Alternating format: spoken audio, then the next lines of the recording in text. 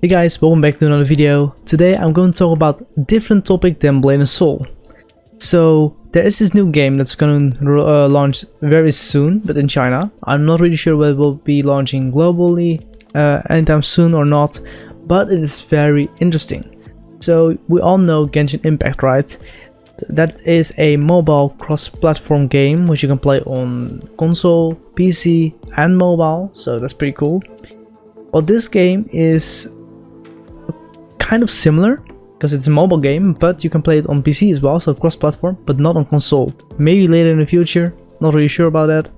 But this time the game will not be a action RPG, but a MMORPG with the anime style, and the combat system is different from Genshin. So the combat in this game is quite cool actually. I really like the combat system.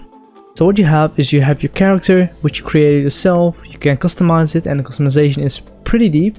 I'm not really sure what the limits are, but for so far I've seen, this character creation system is pretty amazing. You can actually make characters from different anime or different games as well in this game, and they look quite similar to those, such as Mikasa, which you can see in the video right here.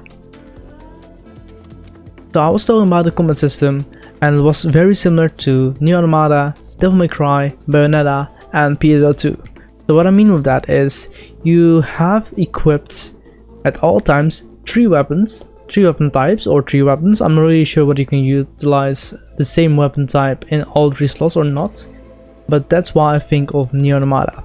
In Nier Automata, you will always have two weapons equipped at all times.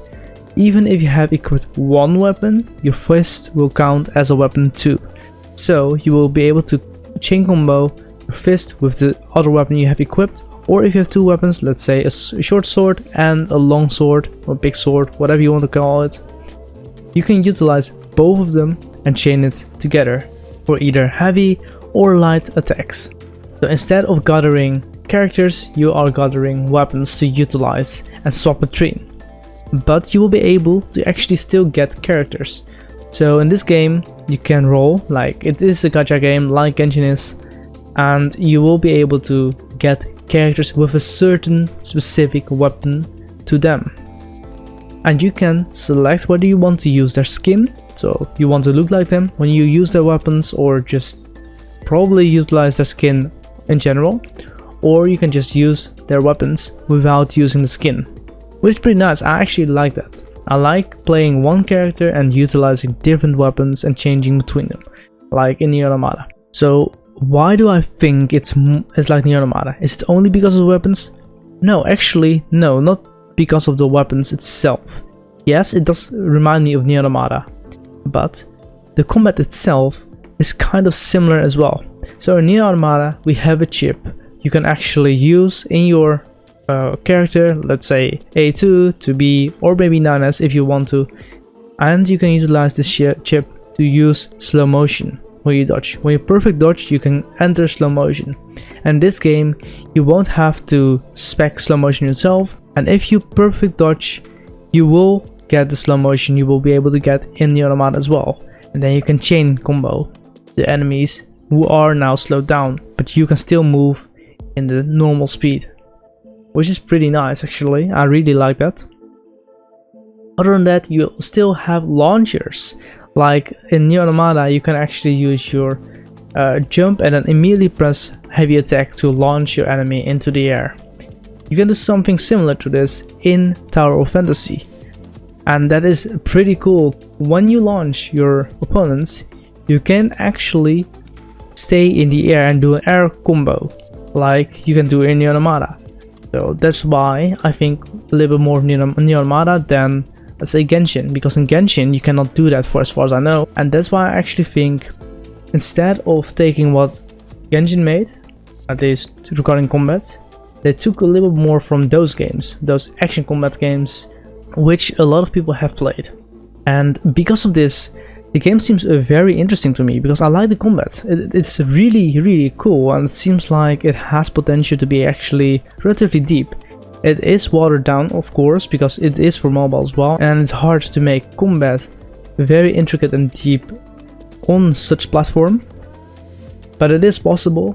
And I think there's a little bit of a watered down system which you used in those games, but still a little bit deeper than Genshin's combat is. Other things I have seen in this game. So of course you can customize your character quite a lot, and you have quite a lot of tools to actually customize your character, which is really nice.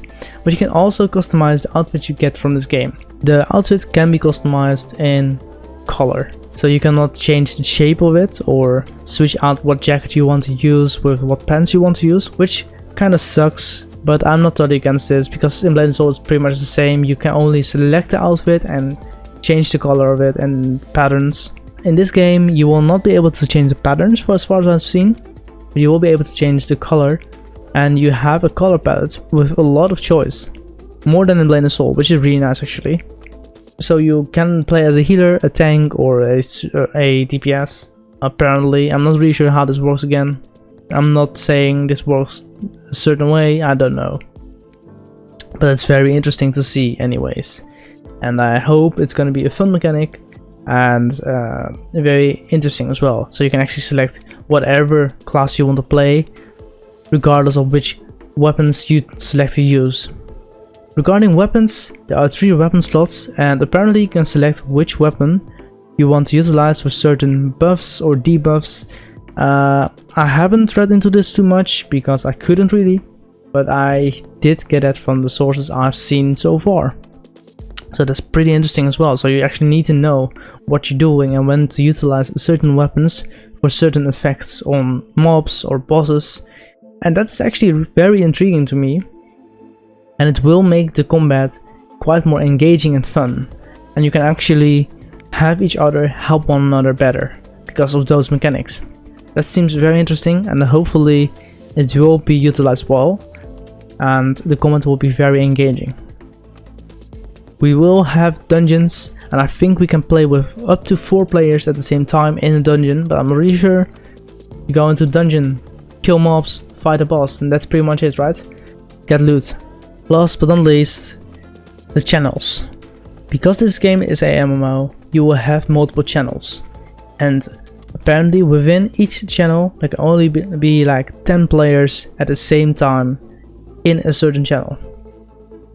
Hopefully they will change the maximum player count in a channel so that we can actually see more players and play with multiple players as well. So we can actually see multiple groups as well. That would be really fun to see.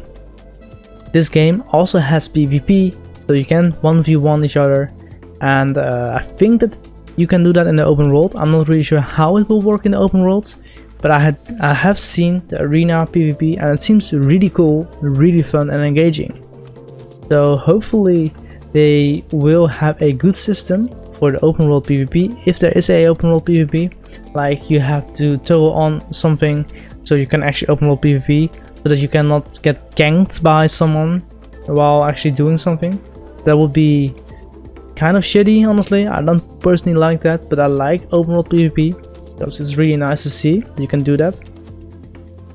And it would be really cool to see team battle PvP or clan versus clan PvP or whatever. That seems really cool as well. Like in Blade & Soul you have 3v3, but that's a tag match. Maybe something like that, or maybe just 3v3. So you have 3 players each side at the same time fighting on the same playing field. That would be really cool. So you can actually help each other out, etc. That would be really interesting to see. So hopefully I can see that. I'm not that much of a PvP player, but it is definitely interesting and fun to engage if the combat system is really good and if it's not gonna be too pay to win.